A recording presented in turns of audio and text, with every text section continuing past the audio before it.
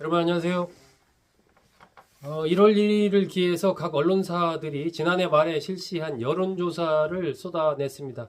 대략 한 6개 정도 매체가 여론조사 결과를 내놓았습니다. 그것을 좀 한번 요약을 해봤습니다. 전체적으로 본다면 이재명 대표의 지지율이 국민의힘 후보, 다른 민주당 후보들로 예상되는 인물들에 비해서 압도적으로 높게 나온 흐름은 공통적입니다.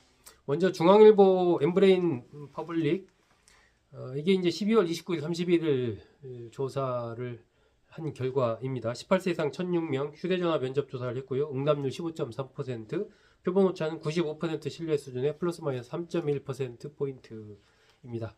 자세한 내용은 중앙선거 여론조사 심의위원회 홈페이지를 참조하시면 됩니다. 앞으로 말씀드리는 다른 회사들도 뭐 비슷한 흐름입니다. 이 중앙일보 조사를 보면요. 이재명 대표가 35%, 홍준표 시장 8%, 한동훈 전 대표 6%, 김문수 장관과 오세훈 시장이 5% 이렇게 이제 지지율이 나왔습니다. 중도응답자의 38%가 이재명 대표를 지지하는 걸로 나왔습니다. 중도층이 약간 움직이기 시작했다라고 볼 수 있는 부분이죠. 다른 후보들은 뭐 5% 이하니까 큰 의미가 없습니다. 여기서 이재명 대표에 대한 지지율이 뭐 TK, PK 포함해서 전 지역에서 제일 앞섰습니다. 광주, 전라, 경기, 인천, 대전, 세종, 충청 여기에서는 이제 평균보다 높은 지지를 보이고 있습니다. 민주당 지지층 가운데서는 71%가 이 대표를 지지를 했습니다. 반면 국민의힘은 홍준표, 한동훈 19%, 김문수 15%, 오세훈 13% 이런 식으로 좀 분산되는 그런 흐름을 보였습니다. 전체적으로 범보수 지지율을 다 합하니까 한 33% 정도 나왔고요. 범진보 지지율을 다 합하니까 44% 정도 나왔습니다. 결국 1대1 대결로 해도 이른바 보수계열 후보가 진다는 얘기죠. 이게 이제 중앙일보 조사입니다. 다른 언론사 조사 결과도 이재명 대표 지지율을 중심으로 한번 간단히 살펴보겠습니다. 동아일보 리서치 조사에서는 39.5% 나왔습니다. 경향신문 메타보이스에서는 33%, 한국일보 한국리서치에서는 38%, 매일경제 넥스트리서치에서는 32%, MBC 코리아 리서치 조사에서는 40%, 제일 높게 나왔습니다.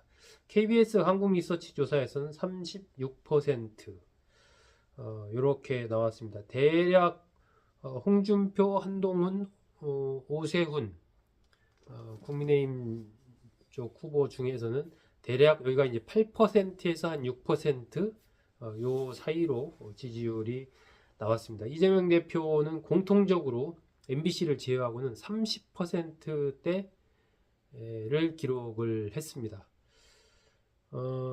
이제 뭐 우원식 그 국회의장도 어떤 조사에서는 7%포인트까지 나온 게 있더라고요. 뭐 실제적으로 대선에 뛰어들 가능성은 거의 없다고 봐야 되기 때문에 그냥 참고로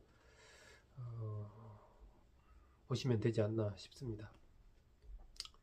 이게 가상 대결로, 그러니까 이재명 대표와 홍준표 시장, 이재명 대표와 오세훈 시장 이런 식으로 이제 가상 대결을 했을 경우에도 이재명 대표가 국민의힘 후보들을 2배 이상 앞서는 걸로 나왔습니다. 대략 한 이재명 대표가 가상 대결을 했을 때 48% 전후 나왔습니다. 이게 지난 대선 때 이재명 대표가 얻은 득표가 47.83% 정도 얻었거든요. 그러니까 지금 48%뭐 전후 이렇게 나오는 건 대략 지난 대선에서 얻은 것과 비슷한 정도까지 표를 얻고 있다. 이렇게 봐야 되겠죠. 그 얘기는 이제 중도층이 조금 움직이는지는 몰라도 아직 그 본격적으로 어떤 이재명 대표 쪽에 중도층이 마음을 준 것 같지는 않다.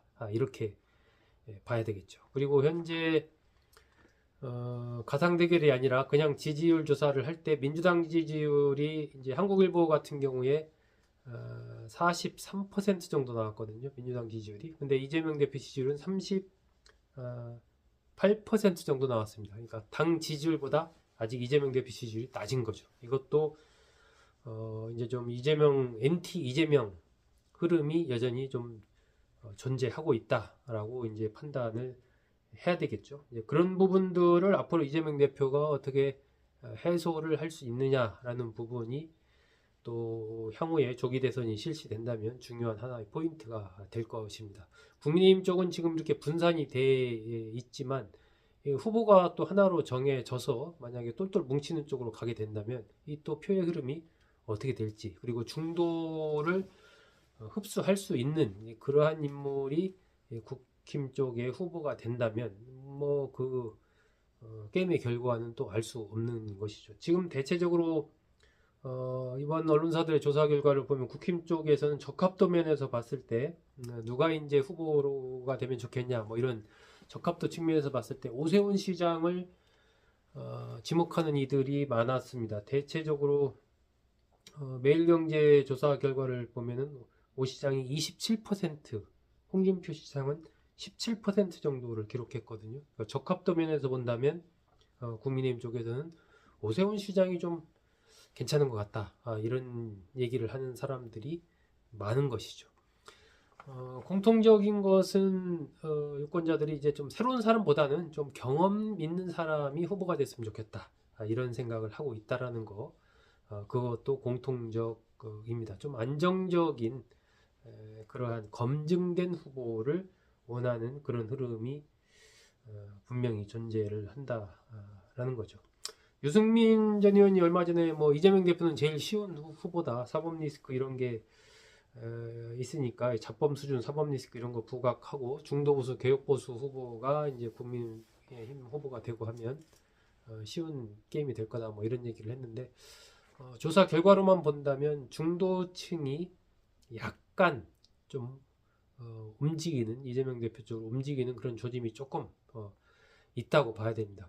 그렇기 때문에 이런 문제는 또 시간 싸움이어서 이재명 대표의 중도층을 잡기 위한 움직임은 앞으로 더욱 좀 가열차게 펼쳐질 것으로 예상이 되고, 탄핵 심판의 결과, 또 국민의힘 쪽에서 이른바 단일 대우를 형성할 수 있느냐, 그리고 그 후보가 중도층으로 흡인력을 좀 강하게 가져갈 수 있는 그런 후보냐 아니냐, 이런 것에 따라서 조기 대선의 승패의 어떤 관전 포인트가 되지 않나 싶습니다. 여러분 잘 들어주셔서 고맙습니다.